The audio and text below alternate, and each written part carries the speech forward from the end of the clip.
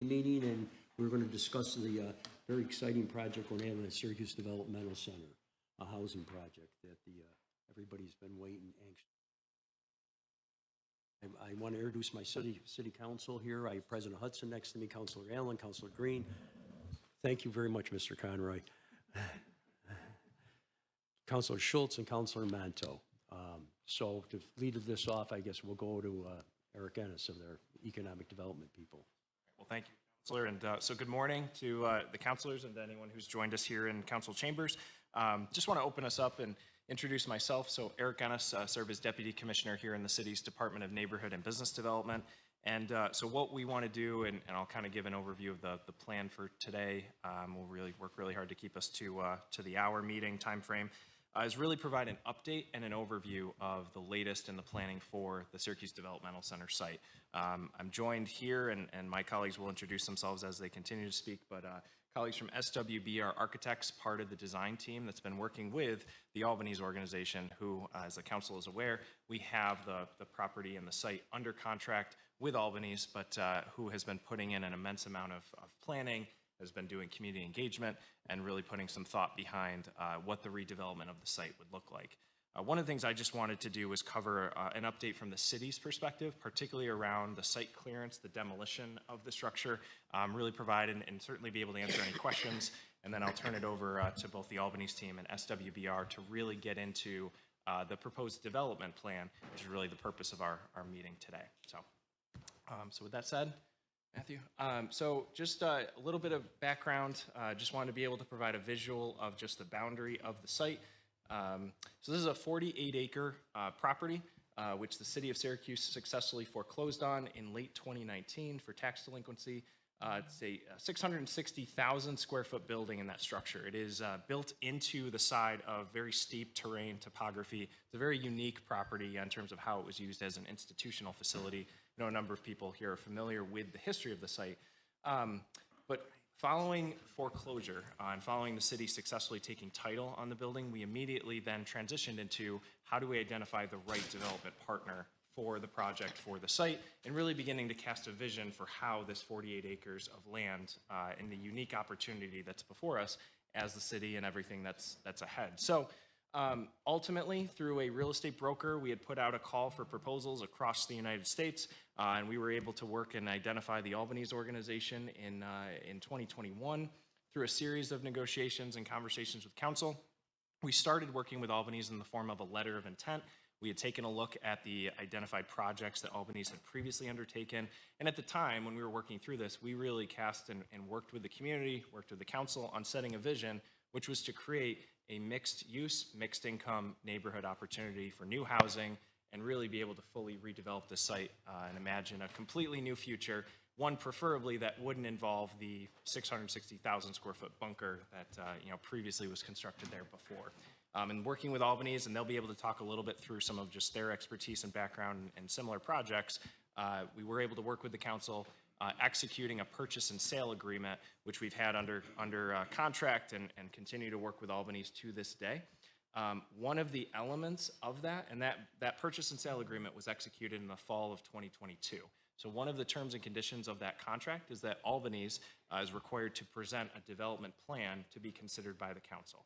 That is what we're going to talk through and provide an update on in a little while when I turn it over to Albany's, but it is one of the requirements, and as part of that contract, it does also have to be formally voted by the council in the form of an ordinance based on all of the planning and the work that has been constructed so far. So we're approximately 8 months since the time that contract has been executed, and we'll go through a little bit of the planning and the work and the community engagement that's taken place so far and where we continue to go from here. And as I said, the development plan, which we've outlined as our vision for a mix of units that they'll be able to share today, housing type, what the site plan configuration is. There's been multiple iterations of this site plan, which we've shared in the past. You'll be able to see the latest version that is being considered as part of the ordinance for the council to consider. Next slide. Okay, so property demolition and status. The other thing I will note is that I am joined by some of my colleagues here. This has really been a team effort in terms of advancing this redevelopment. And so one of the things that we will do, and I think one of us is more than happy. Yeah, one of us is happy to give up give up our seat. So, Counselor, we've got an extra chair for you. Sit right here, Councilor Majok. No, you're good.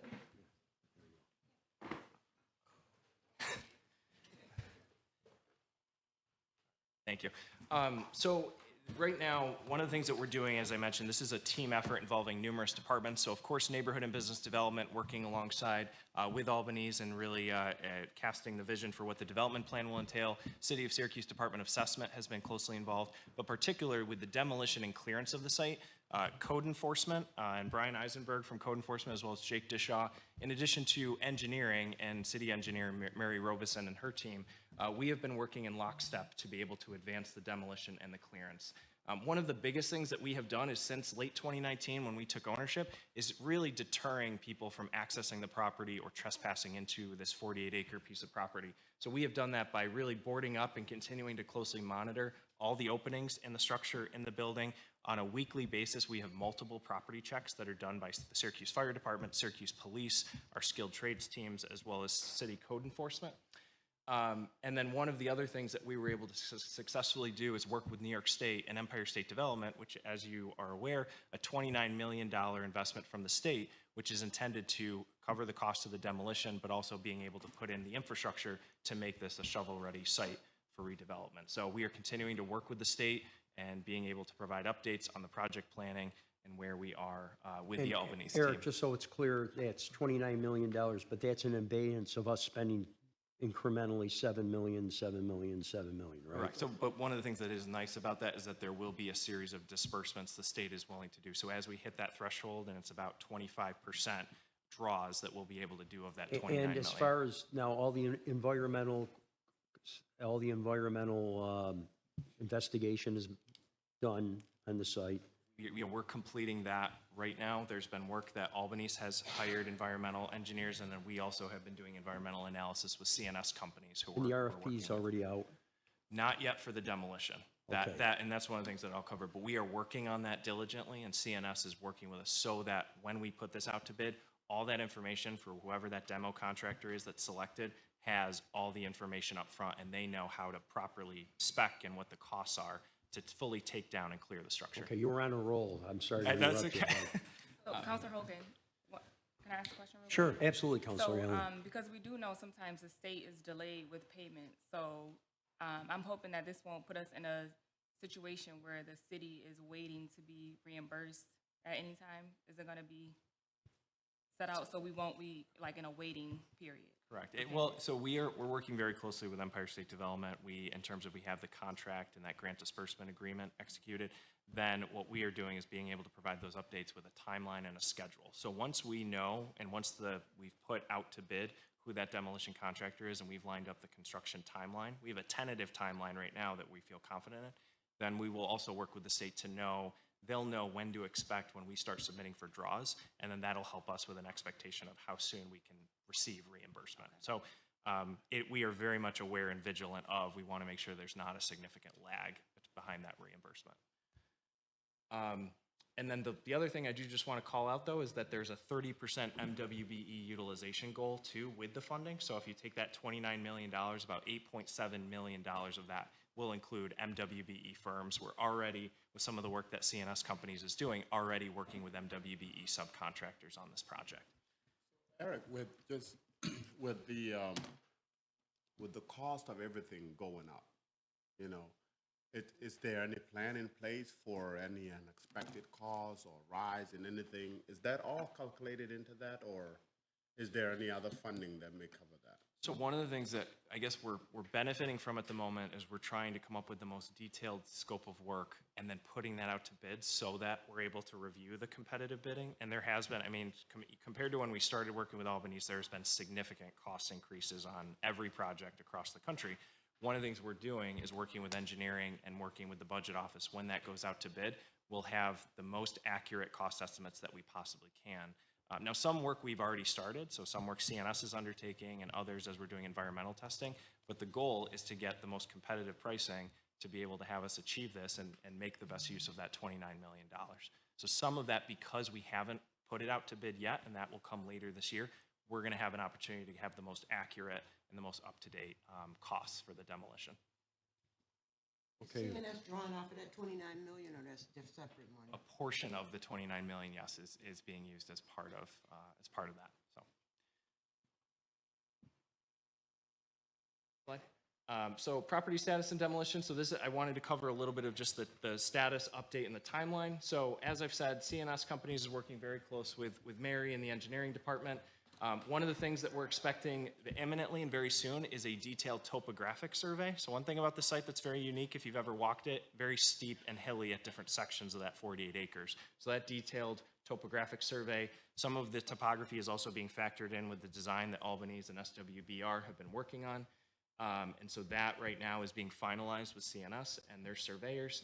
Environmental testing of the building has done. There has been some boring and drilling into the actual ground, which has been done by a subcontractor of Albany's, but also CNS has done some of the building materials have also been tested from an environmental standpoint as well. So all of this information being able to give us a good understanding of the level of environmental concerns, and if there's a spectrum, one of the things we're finding is that it's been encouraging not seeing a significant level of environmental that would give Albany's pause or would really kind of determine we need to go in a different direction. So we've been encouraged by what we're finding so far with the environmental results, but all of that information will then be included as we put this out to bid for a demolition contractor to help us with determining the best way to dispose of the materials, where those will ultimately be brought as part of the demolition and the site clearance.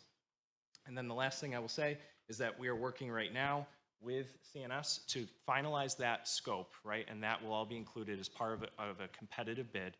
We will be issuing that in the fall, so we will formally, the city will issue that multi-million-dollar demolition bid. We will solicit those bids. We want to have those back by the end of the calendar year. The intent would be to identify that contractor, get a sense of who are we working with so that they can certainly schedule, and then Q1 of 2024, so first quarter of next year, we would actually begin and initiate the demolition. So that is when people can start to see that demolition get underway. This is a project, a big undertaking. So from start to finish, what do you think the timeline would be? Timeline for demolition. So, Demo and, yeah.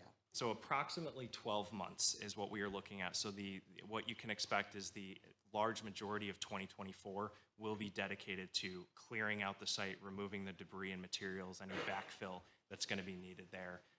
And what we've done is we've really tried and worked closely with CNS to be able to get the best estimate possible, which is why, from our perspective, the sooner we're able to take down that structure, the less it becomes a draw for any people that would like to get into the building or trespass. And so we want, and certainly with our codes teams, as we continue to really board up the building, it will be, this is a priority for us as well. And so we've looked at the soonest possible time frame. We're confident in that first quarter of 2024. So when you talk about the year for the demo, we're looking at what, another? So then, and I will defer to the Albany's team, but one of the things that we will be doing is that as the city finalizes its demolition scope of work and we finish with that contractor, and then there will be infrastructure that will be included to make that a shovel-ready site for development, our intent would be to formally hand over and sell that site, which would need, and the council would have to vote to authorize the formal sale. That would be done in the first quarter of 2025. So if you've had the full year of 2024 to complete the demolition, then the intent would be we have a site and we have parcels that we would be then ready to sell to Albany's, and that would be done in early 2025. Yep. And then just one of the things to cover as well is that as part of this planning process, and there's a number of different elements, and we've heard from the community to factor into the planning so far and what's been entailed in the development plan. That may be the makeup of the units, it may be the particular type of design and configuration of the buildings, it includes walking and recreational trails. There's a number of different elements that have been built into this plan based on community outreach and engagement that we've done. Some of those groups have included Westside TNT, the Tip Hill Neighborhood Association. We've shared copies of the plans as well with several community organizations and individuals who live close to the site and may be the most directly impacted. As well as there's been several media stories and outlets, we know that this is a story that people have been following along very closely. We've also fielded comments and we've been able to directly respond and be able to share those with the Albany's and the design team from SWBR. And then, of course, working very closely with the council and as Economic Development Committee Chair, but also resident of the neighborhood, working very closely with Councilor Hogan through this process. You know, Eric, Tipperary Hill Neighborhood Association should be listed first. I just wanted to let you know that. Mr. Hogan, I have a quick question. Can I ask a quick question? So, Yes, you may. thank you, Councilor Hogan. Councilor Schultz. So you said that in the beginning of this meeting that we were going to be changing the ordinance or creating an ordinance before going forward with the demo plan, right?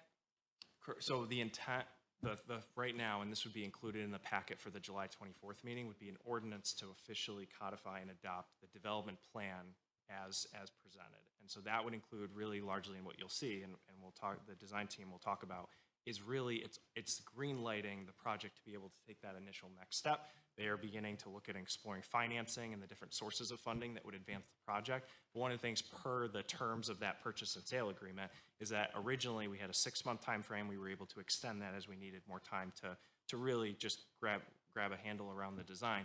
Is that it's the council has to formally adopt the plan as presented right now. And then one of the things is that there will be numerous buildings. There's a series of phases that will be constructed over time. But basically this is the council being able to directly weigh in, thoughts, questions. We want to make sure that we're directly having a dialogue about the master plan for the site. And then that is something that will be in your agenda packets on the 24th. So in 2025, you said that there would be a vote then to officially sell the The land. sale, yes. So Yep. all of these plans have to be in place before we sell it. So they could decide they don't want to buy it in 2025, right? So all of those approvals would then be, Correct. So somebody else could Yep. step? We don't want you to go anywhere. I'm not saying that. I'm just trying to come up with Yeah. the scenarios that in the event, you know, Yep. you guys move to the Bahamas and say we're done with, you know.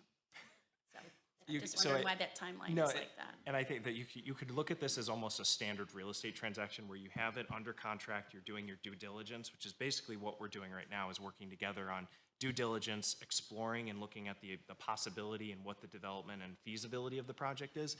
But then when this comes before the council for a formal sale, there will be a tremendous amount of information about the project, the details, the building, even more than certainly, but what we're presenting right now, there's been months and months of thought put into this.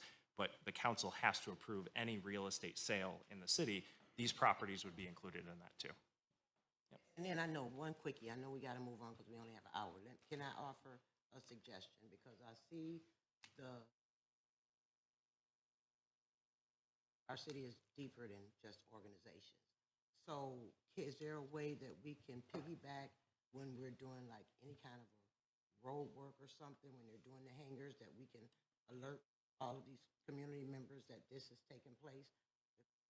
Because after the fact, so. You know, I'm glad President Hudson brought that up, and I see the deputy mayor. There's going to be some, obviously some logistical support needed as far as hauling away this material up and down Wilbur Avenue. We want to make sure that we cover all the bases there and are cognizant of that, Absolutely, you we know. want to be as the least disruptive of the community, not only the Tip Hill neighborhood, but all of the neighborhood along Geddes, et cetera. Absolutely. Sure. Thank you, Deputy Mayor. Go on, Eric. You'll get Okay. through this. I All know right. you will. All right, well, I'm turning over the mic very soon. So Matthew, if you could continue.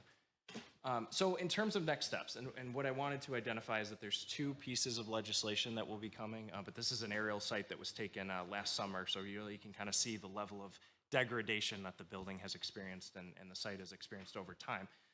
So there are 2 items that will be included in your packet for the July 24th session. The first one actually involves a seeker negative declaration. So previously, before the council, you had already authorized the city to serve as lead agency for the demolition itself. Ultimately, there will be a seeker that will be undertaken for the actual development of the project as construction gets underway.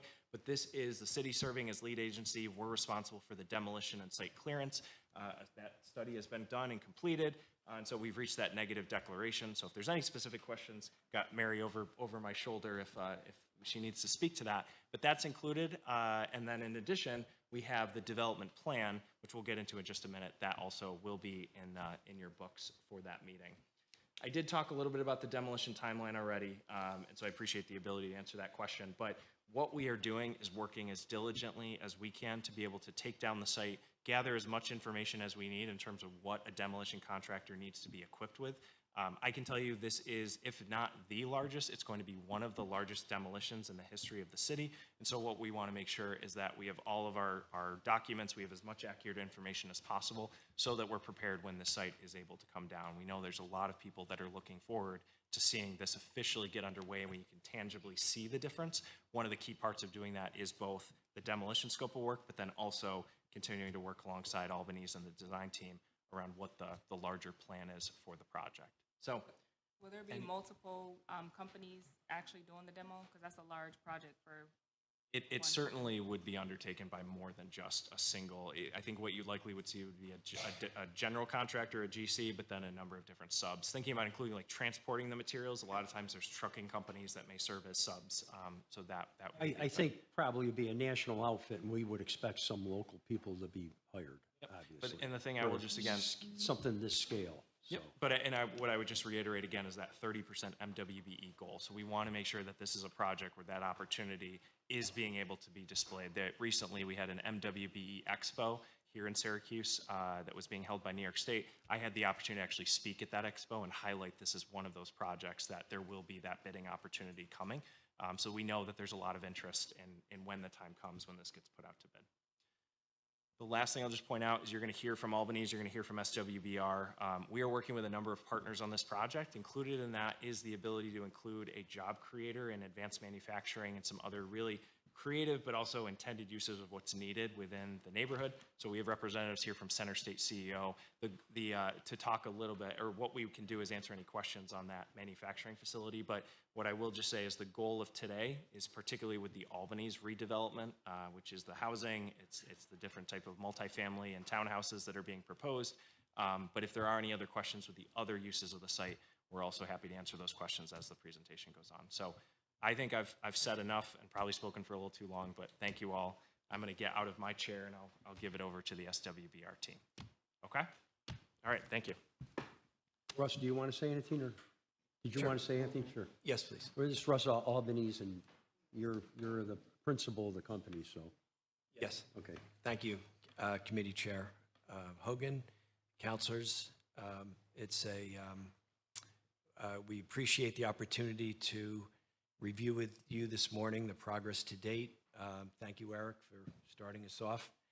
And so I'm Russell Albany's chairman of the Albany's organization. With me is Matthew Luther, who's really leading a lot of the organization and development background work.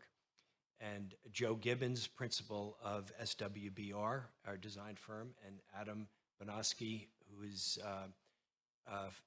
has been focused on the site planning. What we would like to do this morning is SWBR will review the overall development plan. We will discuss the phasing to date, what we contemplate as the phasing. We will give you, I'll give you a little more background about our firm and some of the other public-private partnerships that we've been involved in over time. And Matthew will give you some background on some of the more specifics in the multifamily breakdowns and what we are thinking to date. To begin with, it's really been a real pleasure working with the city in this public-private partnership to start to get to know the community. We have a lot more work to do.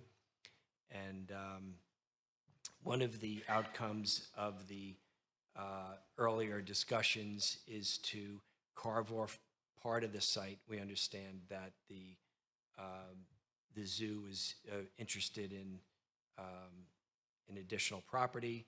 So the city has requested, and we've worked with our planners to carve off you can see on the left of the site plan, some land that was originally contemplated in our development plan. We carved that off to allow the city time to work out what it would like to do with that property. Joe, Adam, I'll let you take us through the site plan.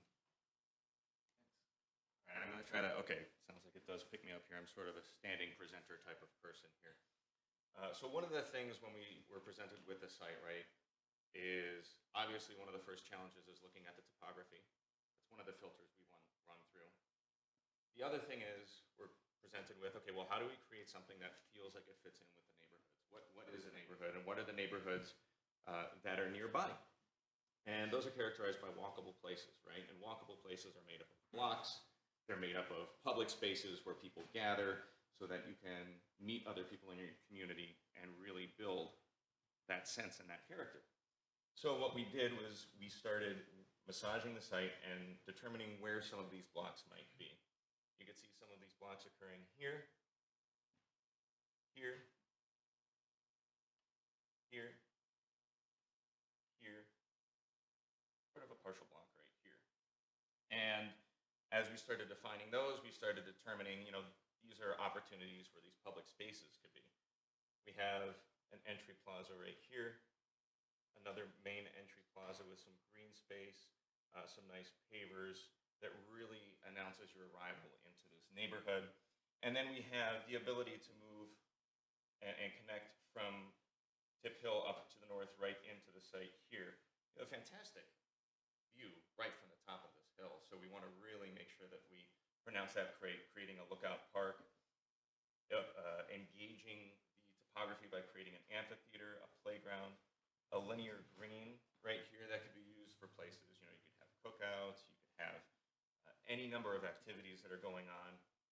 Another park down here, a little pocket park at the corner, and even a nice little lookout to the wooded area down over here. Another aspect toward creating neighborhoods that feel like neighborhoods are also a variety of housing types, right? So you can see the variety of housing types and uses.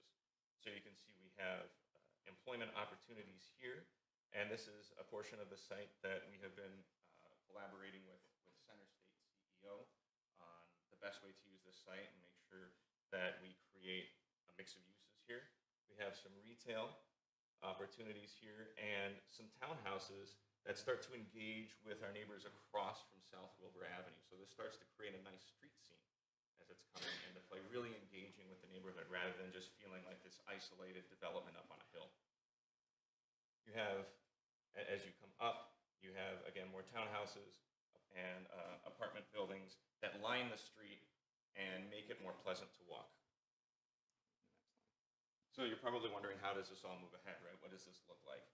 And phase one, as this starts to get underway, we'll be focusing on building A and B and making sure that we create some of these public spaces already, such as this park and this plaza right here, and enabling circulation throughout the site with this street, enhancing this connection for a secondary entry with the primary entry off of South Wilbur Avenue. How many units between those? It's too small for me to read. Oh, How sure. many- Right, I'm sorry. Between So- A and B, how many units? 330, am I seeing that right? 230. 230. 230. And these are, as we're continuing to refine the program of the buildings, this number is going to fluctuate a little bit.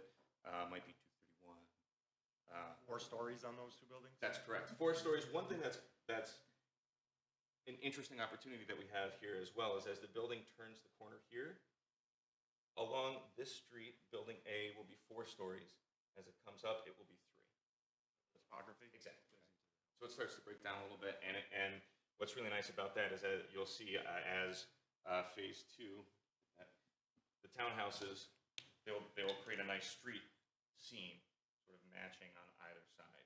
So you have a place facing So the affordable housing will go up first, and then that's the plan, correct. and then the market rate housing will go up afterwards. That's correct. So building A and building B are both 4 stories, 120, 110 units respectively, and that's for workforce affordable housing, the primary concern for the site. Following that with building D, potentially some more townhouses. Building D would be market rate. From a townhouse standpoint, those may be 2, they may be 3 stories. That's one of the more fluid discussions that we're having right now. Those may be for sale, those may be for rent, and so that's a continuing discussion that we have moving forward as the team is Talking about that, right, because I do appreciate the fact that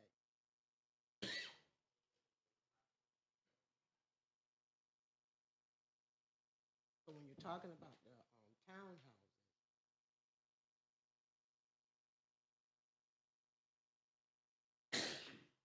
Maybe It's likely there'll be a mix also.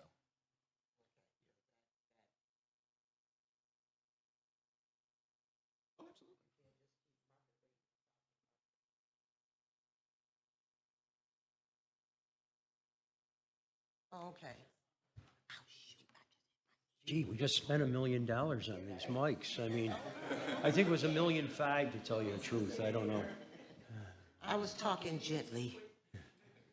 Well, so the question there was, from a townhouse standpoint, are those going to be purely market rate? What is the price point that we're looking at? And the discussion is developing, but there's we are very much looking at a mix of incomes in those types, making as much available to create that mixed income neighborhood as you were mentioning.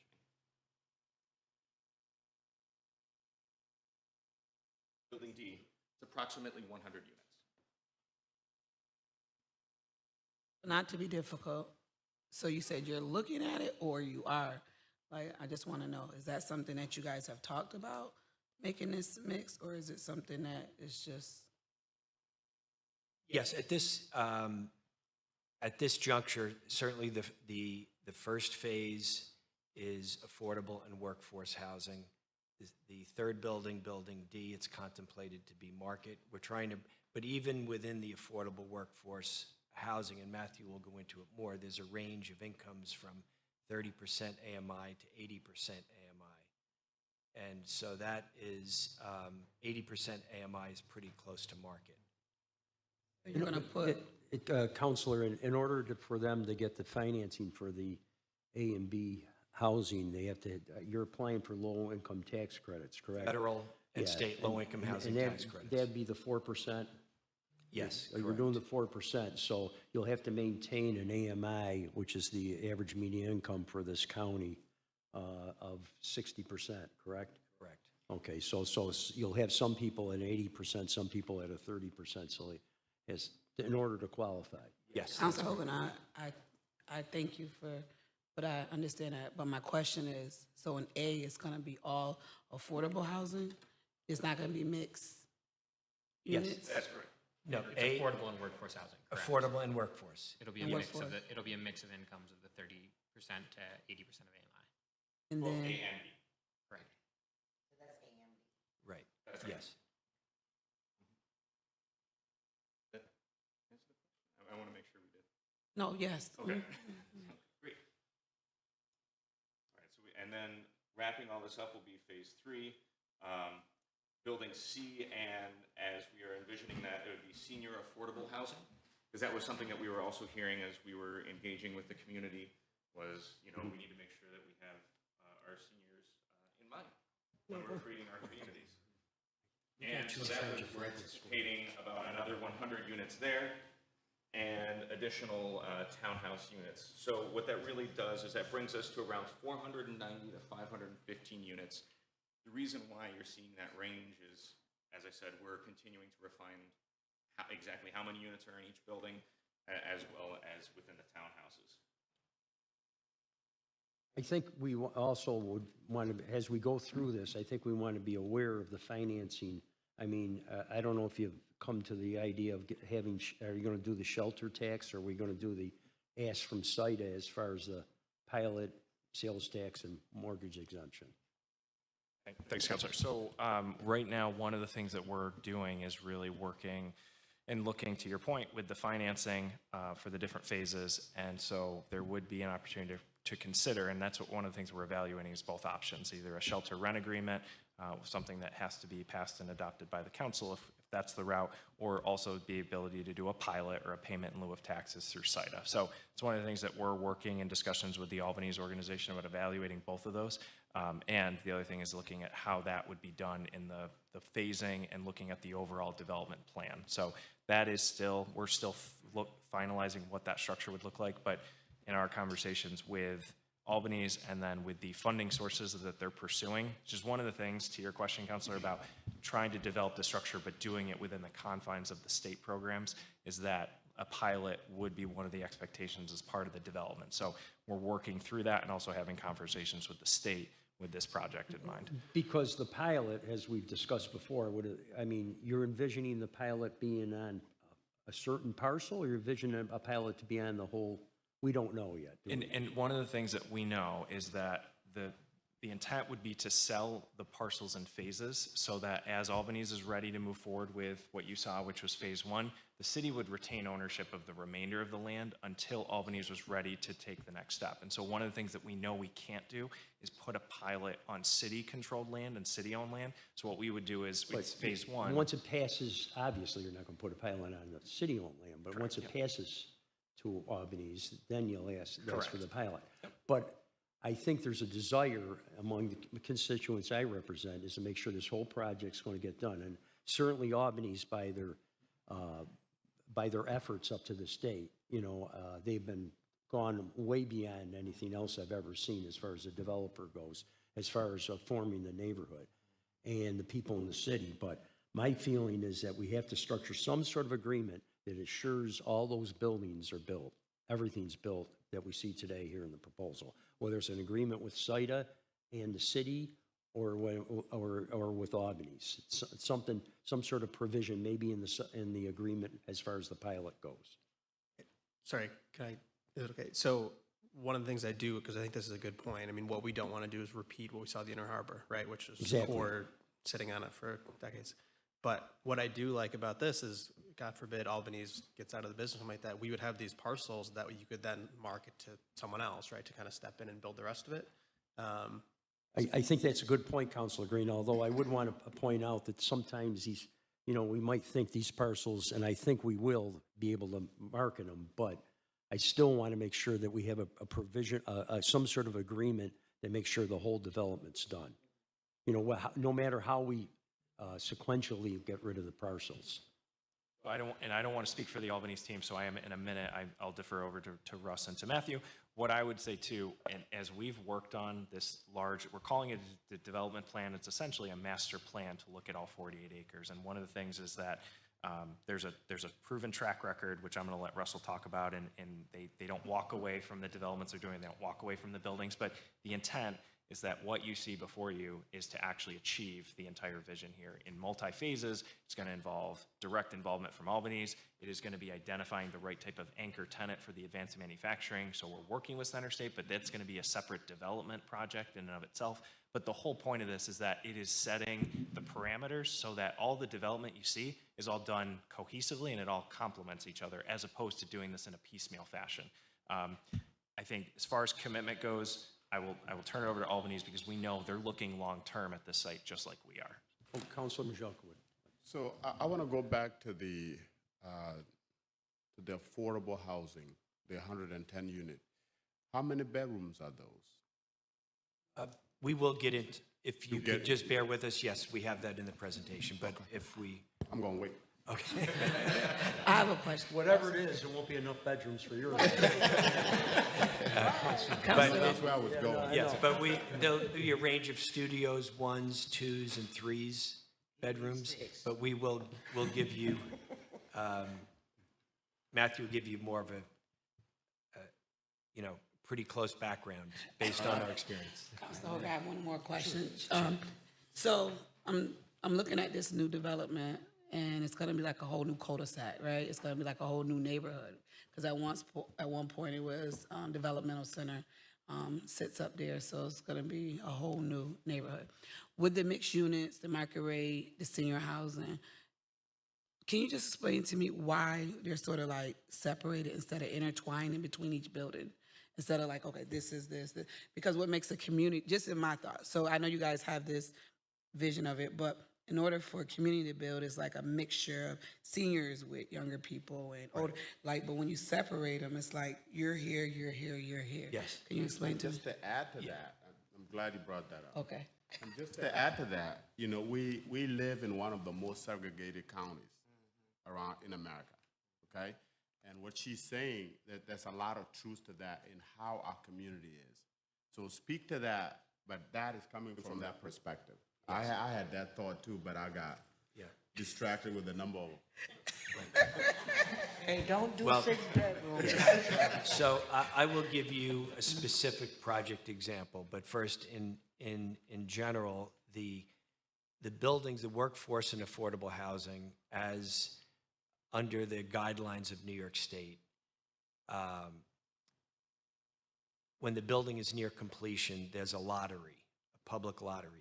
First, before the lottery, the applications are received. There's a wide distribution of marketing to all different people from all over the community, to all different neighborhoods, different public media publications.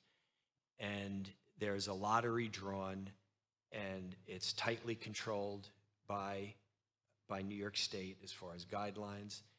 And individuals are picked out of the hat, and that's not a hat, but it's a big cage of names. And in our other affordable buildings, we have seniors, we have young, we have true diversity in race, in age, in different walks of life, and also different income levels. So that's what you'll find in the first buildings A and B. The building C or D, that's contemplated to be market, which, depending on what market conditions are at the time for financing, that may, if it's market, will not be financed through low-income housing tax credits. And that will be just typical market rate apartment rentals.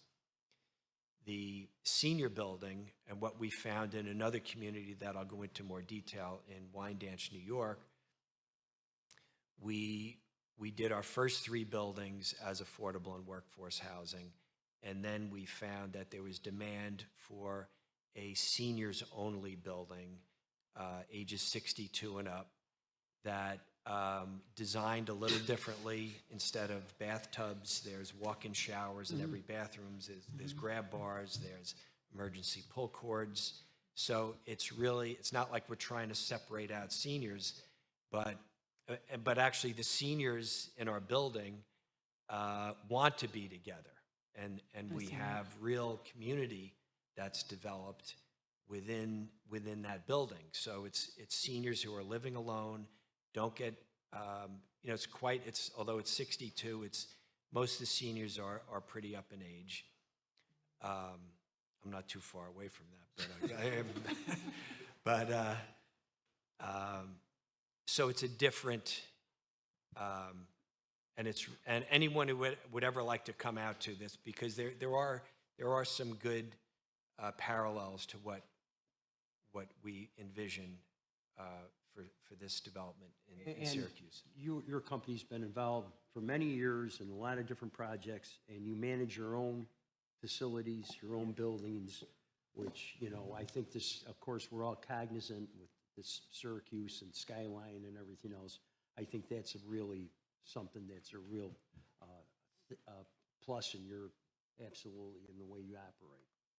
Well, I thank you for explaining. I do agree some seniors typically do want to be with seniors, right? My only concern, I'm looking at the map, is the A and B is over here, and you said they're mixed income, and my couple, like how much is market rate? I just, like we mentioned, Syracuse, we want to make sure that it becomes community-based. And when it's community-based, you have low, you have mix, you have market rate all in one, because that's how we build. When there's people, in the same living standards, the same, we don't build because we don't intertwine. Right. So that's my only concern. So is the D upper? Like, I'm trying to figure out where D is going to be placed. And it looks like A is lower. Am I wrong? Well, it follows the grade of the property. A and B is actually probably higher, isn't it? Well, and some of it. C or higher. I was just gonna, I think as the site is developed as well, one of the things that we're gonna be looking at is when one development project or foundation is built, what is the site impacts and how, I think that building it in a way that is in a succession that actually doesn't cause further issues for other parcels next door. I mean, I think one of the things the team is doing is trying to look at, it makes sense from a geographical and topographical standpoint to start in one portion of the site and then expand to the next. And just very briefly, because I just wanted, to your question, this is a conversation I have with my colleagues in NBD, and I think as a community, we're having a dialogue, and there was recent media coverage on the fact that some of the state programs that are structured right now for particularly low-income housing tax credits are not optimized or developed or designed for that type of the like mixed income building that you're referring to. And I think that it is, we at the local level have to operate within those confines, but we're having conversations with our counterparts at the state, and something we continue to advocate and look at and push within this site and this project from day one. We've said, how do we make this a mixed income project? Now, there are parameters that we have to fall within, whether from a mixed income building or from a particular type of building. But what we've said from day one is that we have this opportunity for it to be a true mixed income project, a true mixed income neighborhood for people of all income levels, but also housing types. And so within the confines and some of the challenges around the goal that you're talking about, we're developing this in a way where there's local control we have, and that's what we're putting into this design. And you'll notice, and that's also why you'll notice that these public spaces are not sort of like private just to the building, right? They're not just private building amenities. The idea here is, since you have these interesting, more lively places to walk and gather in, that's where the community will all come together. So as Eric was saying, trying to find some way to work within those constraints that kind of come from on high, to democratize the public space and make sure that you're having folks of different backgrounds interacting with each other. So while you're on that, are these city streets? Are they privately funded, privately maintained streets? And the parks too, those are private or public? Or? So the streets, we will create right-of-way. So the actual streets themselves will be directly developed and constructed, and then it'll be city right-of-way. The recreational green space, there's some things that we still have to work out, but I know that with Wine Dance, there's some examples that have been looked at that the parks themselves can be directly developed, maintained by Albanese, but open for people to be able to still use for recreational purposes. But the roadway and the infrastructure, as we're looking at this, that would be right-of-way that's created, maintained for the longevity of the project. So we'll going have to adopt those public streets, Oh, obviously. correct. After the developer does like anything else. Actually, this is sort of a unique parcel, 47 acres.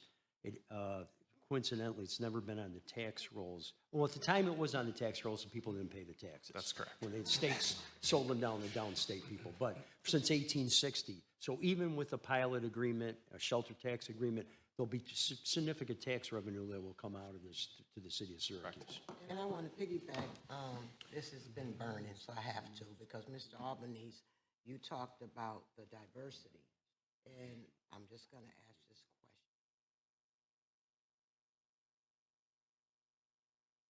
question. In our Workforce, in our construction labor force? in your whole, even on your level. On the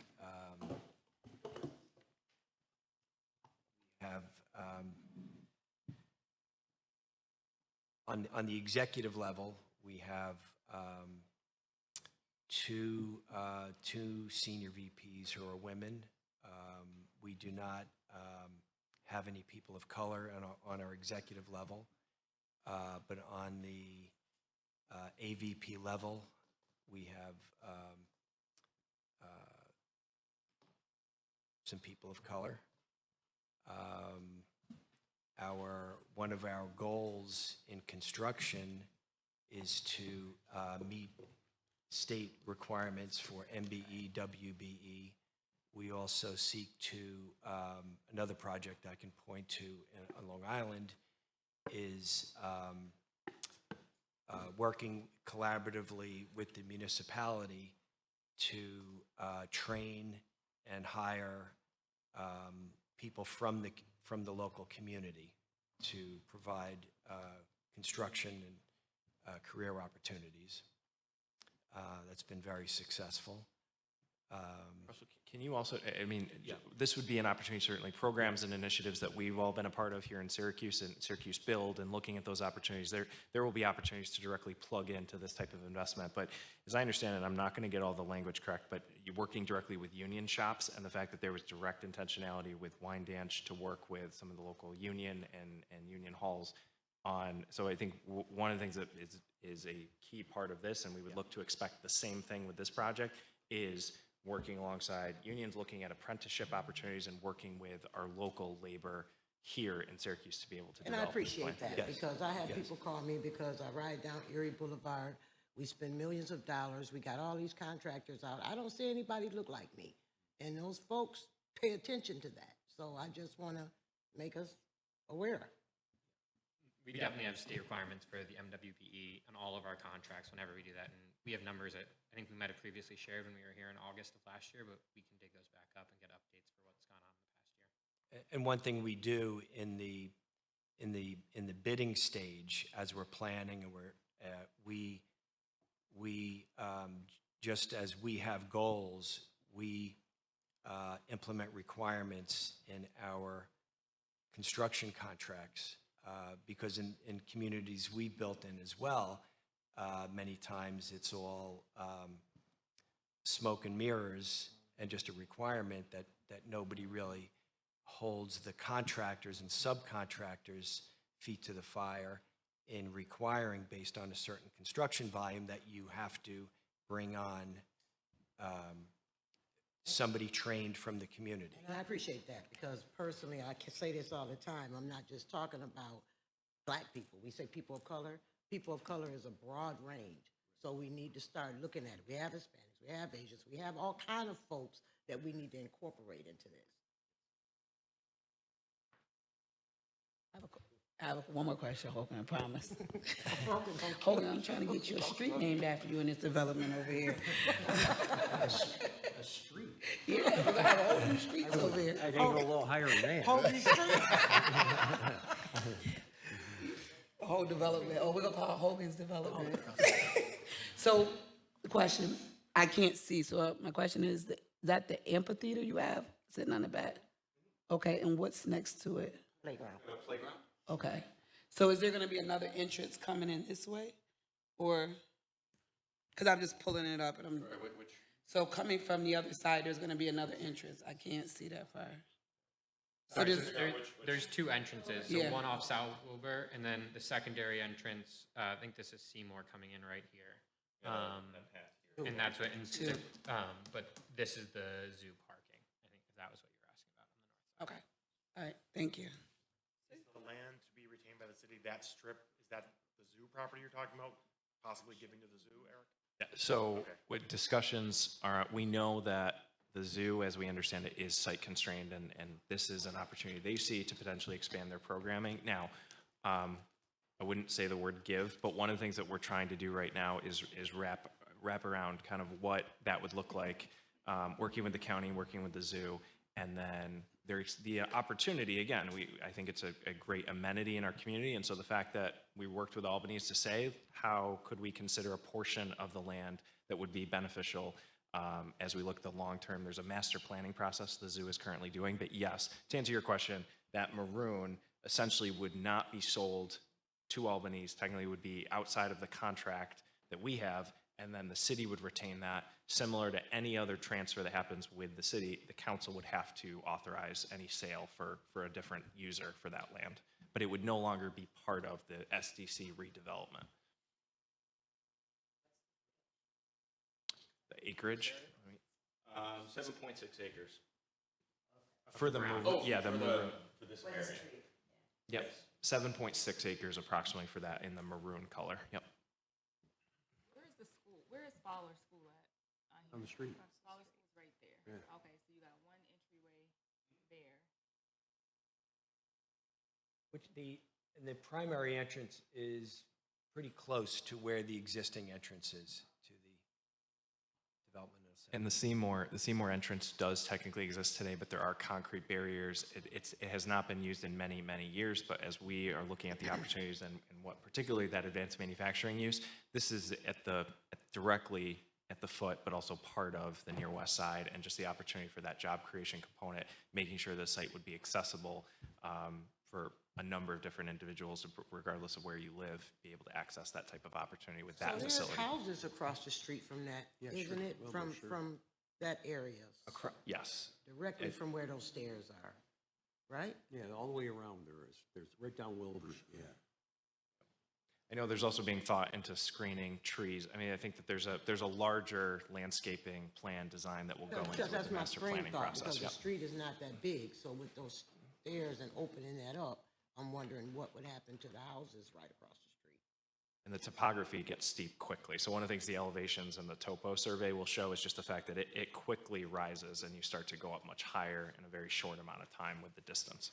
And you would hope when this finally gets built that surrounding Magnolia Street and a few of those other streets there that border Fowler would be energized too, because I know that the mayor's particularly been sensitive about that area. Correct, Deputy Mayor? Yeah, we've been working on that together. During the too. conversation around the development of the property, we're looking at the adjacent neighborhoods. It's an excellent opportunity for some revitalization efforts for some of those properties alongside Wilbur and the adjacent. And I also want to mention, to Councilor Majuk's point, we certainly have had issues with segregation on a racial level, but we also have been, as Commissioner Collins and his group and the Deputy Mayor, when we had this housing survey, we have tremendous economic segregation too. As far as the affordability in this city is very difficult for anybody. And Michael pointed out to me, some people in this building can't afford to find a place to live in Syracuse. So this will, I think, will abate some of that too. And these are some of this is what your proposal is, right? These are just some, we're just starting the architectural design, and these are just a couple precedent images that we want the site to have a real residential feel, a neighborhood feel. There'll be, and with the topography and the mix of townhomes and the multifamily buildings, that we want make sure it has a real character in design. This next. So I just wanted to touch upon more about our experience and long-term commitment. We appreciate that you're placing tremendous trust in us, and we don't take that lightly. We have a long experience. We're proud of in where we've developed. We like to work closely with the community all the way from beginning to end, from planning through many, many years after. On this site and just in working with New York State to begin with, when we put a shovel in the ground on a project or in the first two buildings, for example, we will have we'll have a commitment from New York State. There'll be bond financing, but there will also be low-income housing tax credit equity that comes with a commitment of 15 years, where my partner and I are personally guaranteeing the performance of the project of each building. So we have to ensure that the properties are operating in accordance with state regulations, but beyond that, we want to operate, and we're very proud as builders, owners. We build for the long term. So, and the state does allow in the budgeting to have proper operating reserves. If reserves fall short, as a owner developer, we have to make up the shortfall. So it's very important to us on how we run our properties, and we also want to ensure the long-term viability. So we want to keep up with the properties, and So you'll be doing the maintenance? yes, we will manage. You'll have somebody on site? Yes, Oh, yes. Oh, sure. And that's another reason why we can't just build 2 buildings and have an effective management team. So I don't think we're really having an efficient operation until we build out the community. So we're here for the long term. These are some examples. These are examples of areas where we've worked, have a long track record in working with the community. This first one in Garden City, Long Island. We've been in Garden City since 1975. At the time, Garden City is a affluent community, but the central business district was in decline with the advent when malls were sprouting up. Downtown areas were losing tenants, and this is in the early 70s. And in Garden City, we made an investment, not residential, but office buildings. And our first building was built in bought the land in 75, completed first building in 77, and over time, we've acquired more properties, and to this day, we own and manage what are among the most premier commercial properties on Long Island. Next. In New York City, we have you'll see diversity in in the architecture and the types of projects we do. We're very active in New York City. We've been in the Chelsea area. That wasn't so before it was really popular. It was an area that was on the outskirts of the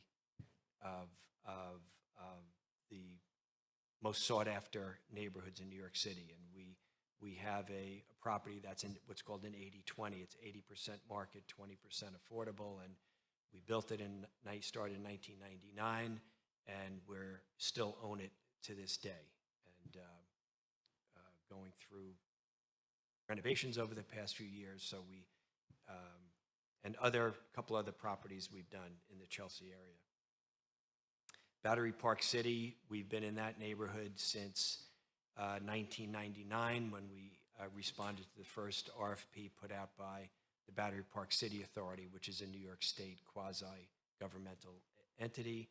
We won a competition to build the first green high-rise residential building in the country. That's what got us started and interested in sustainable development, which continues today in all our projects. With New York State has a program called Enterprise Green. We've also gone for LEED certification under the U.S. Green Building Council. And a recent building we just broke ground on in Wyandanch, another community I'll get to, is our first all-electric building, where New York State is moving towards high-efficiency electric buildings. So we try to stay at the forefront in sustainable design. Next. Jersey City is another market. We're working very closely with the government in Jersey City, a very popular area, very close proximity to Manhattan. The building on the left is a high-rise building containing 465 apartments. And one of the requirements of the city in this case was to build a black box theater that we've completed. The building's opened, fully leased, and we have a long-term commitment to lease this theater to an arts organization for a period of 20 years. And we have 2 other projects in Jersey City that are in various stages of design and approvals.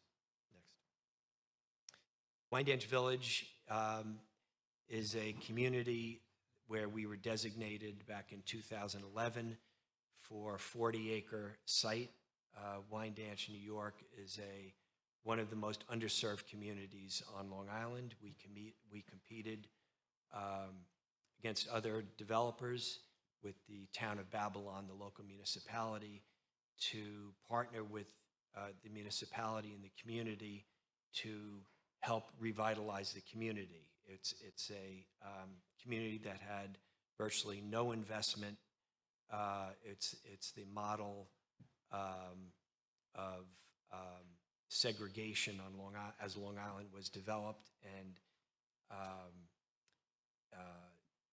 complete lack of investment in schools and public infrastructure. And we were in our 10th year from when we first broke ground. To date, we've completed 400 apartments in 4 buildings. This is a very flat site. A lot of Long Island is flat and doesn't provide some of the challenges of topography, but also we see with your property in Syracuse an opportunity to make a real neighborhood. Topography can really add a lot of interest, adds cost, but it, I think, makes for special neighborhood. Russ, this is all affordable, right?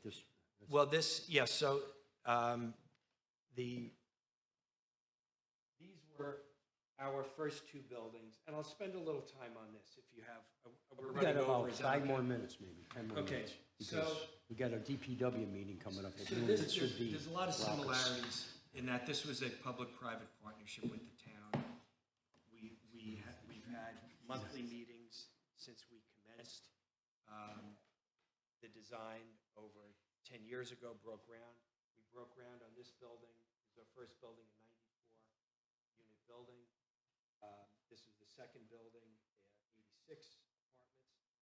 And these have a range of incomes from 50% AMI through, actually this building, the first 2 buildings were through market rate, where we have 35% market rate and 65% affordable. This is the 3rd building we completed, 125 units. This building, we had a preference for veterans. The first 19 apartments were leased to veterans. This building is, I think, a 60% to 100% AMI. This is a senior building we just completed. We started during COVID, finished it. That's 94 units. That's seniors ages 62 and older, and that's 30% AMI through 80% AMI. Can I ask you a question before you move on? So you just mentioned something. You talked about veterans. So has veterans even been thought about in this project that we're working on? Well, we're thinking about it. Okay. And so, and with New York State, it's also, there's a lot of communication between the city, the state, and us as developers, and also hearing what is the demand, what does the community want, what's the demand. And so it's really, we see it as a partnership, a collaboration that evolves over time. When we started here, we had no idea of what that building would be. All we knew is that the MTA Long Island Railroad was building a big parking garage here, and we wanted to try to mask the garage with a building so that you don't see a ugly parking structure sticking up in the middle of a neighborhood. The community resource center there as well, or no? This is something that was operating out of a trailer before we got involved. And we were able to get funding through Empire State Development to fund part of the project.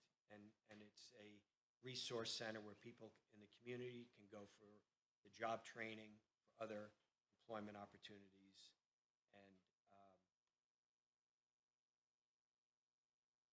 staff in that facility.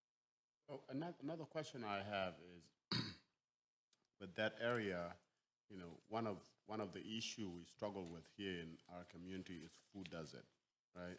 Not having spaces to go for grocery shopping and all of that.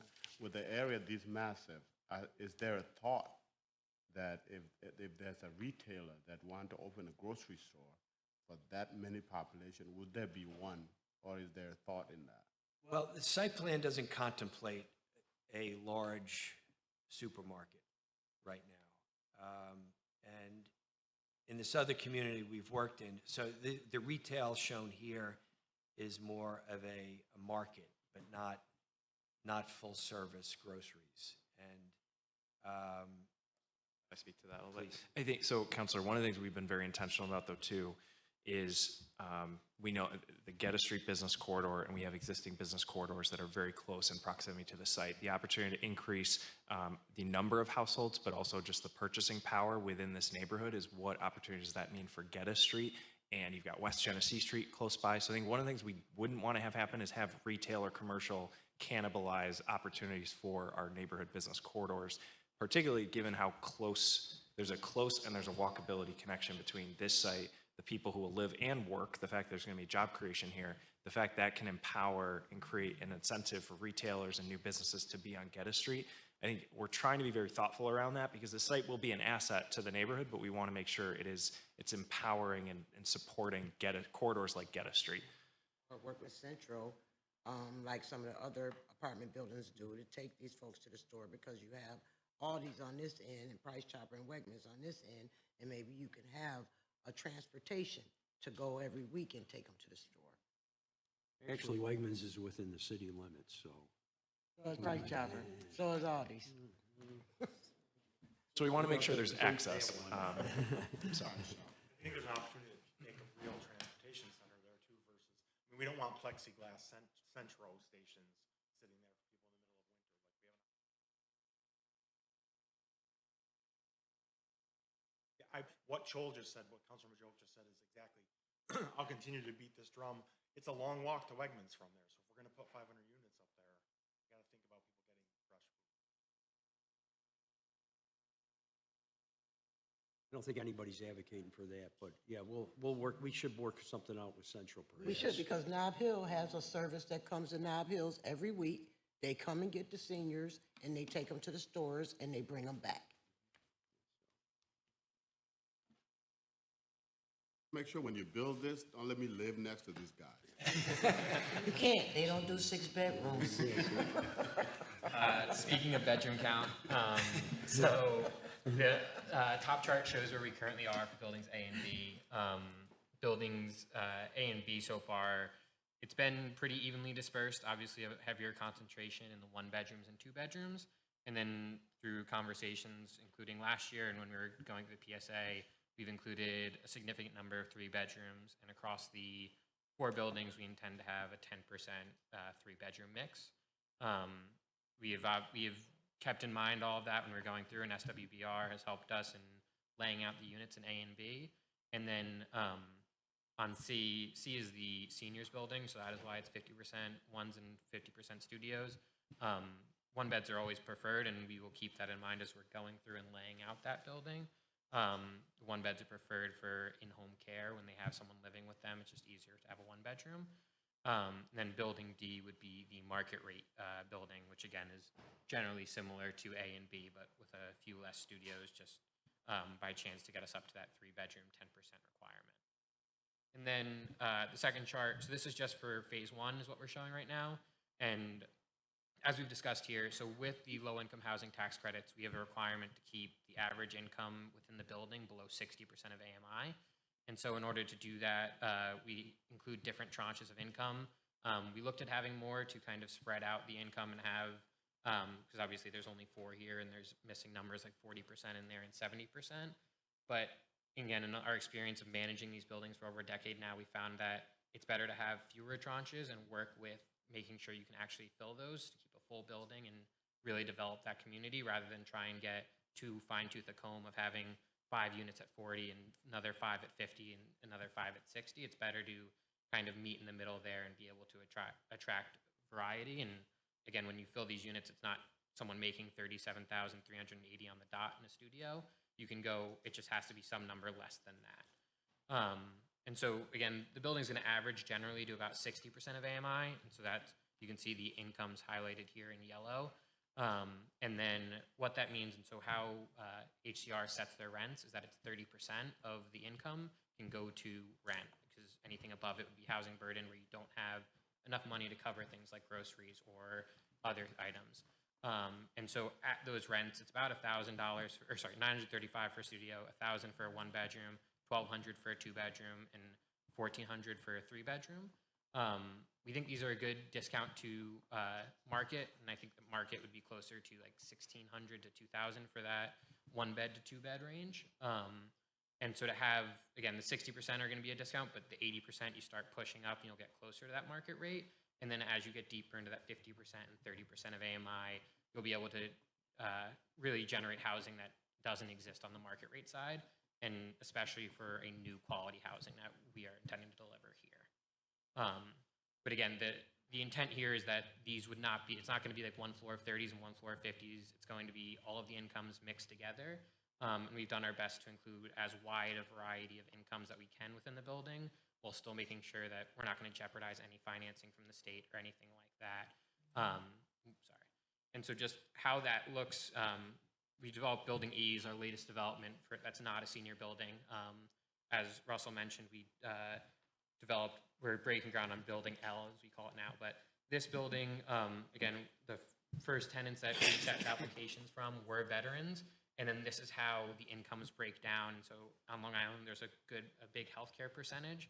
And so we have tenants that are working in a variety of the different employment classes. And I know Eric and Jennifer had previously done a study, and Councilor Hogan just alluded to it, of that it really is the workforce housing contingent and affordable that we're going for. We really want to make sure that we're not just trying to create a segregated housing where it's just people who are doing one job. We want to generate a housing community that's really going to have a mix of incomes, mix of professions, and really get that intermingling that's just going to help develop a true neighborhood. It might be hard. Some of the industries. Sure. So that's what we have. The retired community, we have people who work in education, which is 13%. Healthcare employees are 32%. The service industry is 9%. Manufacturing jobs is 6%. Retail is 11%. And then professional services make up 17% of this building. And this has a similar income mix to what we just presented on this previous slide of presenting for phase 1.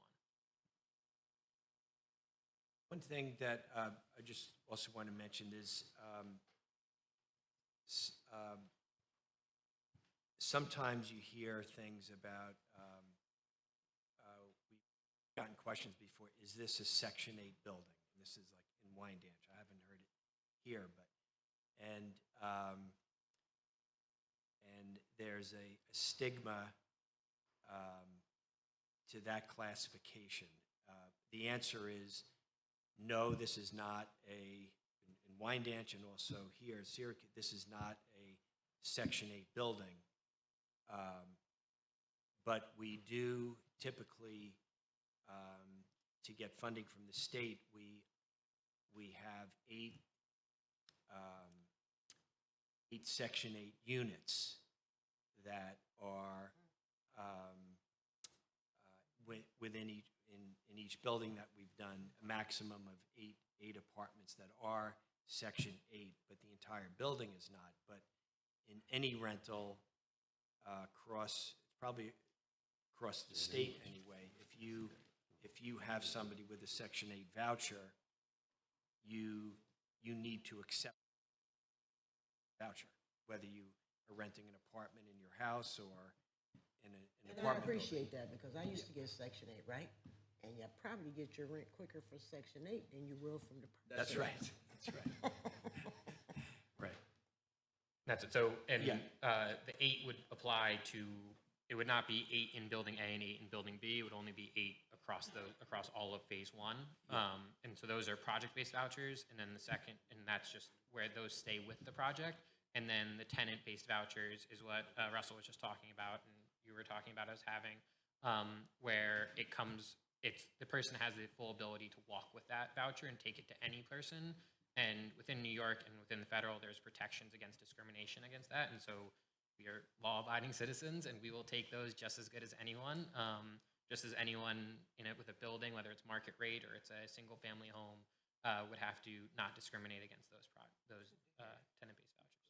Do we have any ADA developed? So do we have any? Yes. We do? Okay. Yes. So there's, with each building, there are some units that are fully accessible for people with hearing or sight or physical disabilities.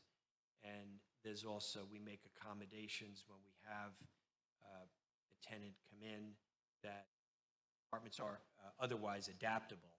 So we make accommodations for residents. And as I mentioned, the senior building has a little more enhanced accessibility. I'm going to add this question, and you don't have to answer it now. Maybe you can think about it. What is there with a property this massive, with all the revenues it's going to generate, everything it's going to do for this community is going to be positive, right? Is there any plan on your part for social responsibility? Well, Counselor, I could say that building affordable housing in a city that's desperately in need of it is sort of fulfilling their responsibility, certainly the city. I get that, Counselor, but I want him to go deeper a little bit.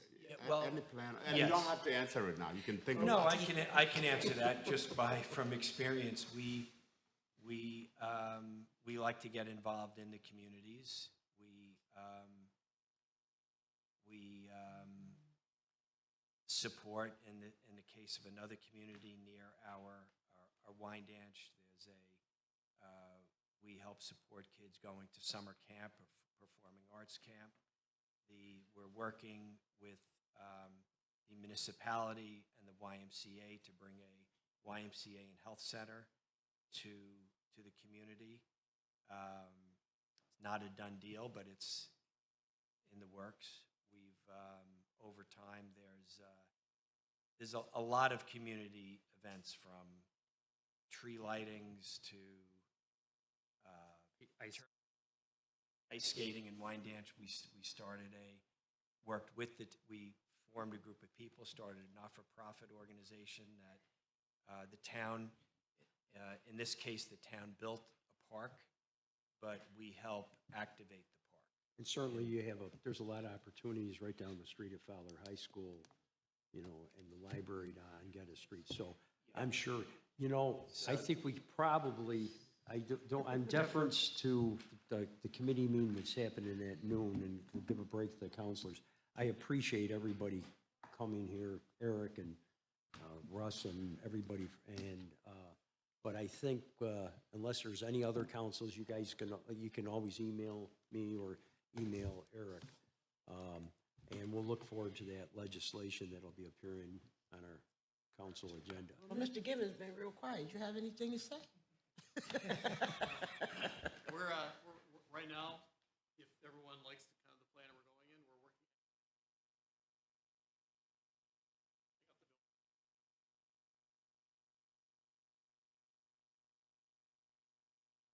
And if they look like anything you built down on Wyandanch or anything like that, we're going to be very happy with them, I imagine. And maybe, and thank you all for, to the council for your time. Maybe a good note to end on is that where we are at this development plan stage right now is that Wyandanch, and you saw that development plan. I mean, there was a time where Wyandanch was at the development stage, and then it is, building by building by building, it is being accomplished. So that is our intent and our full goal with where we are in the development plan stage here.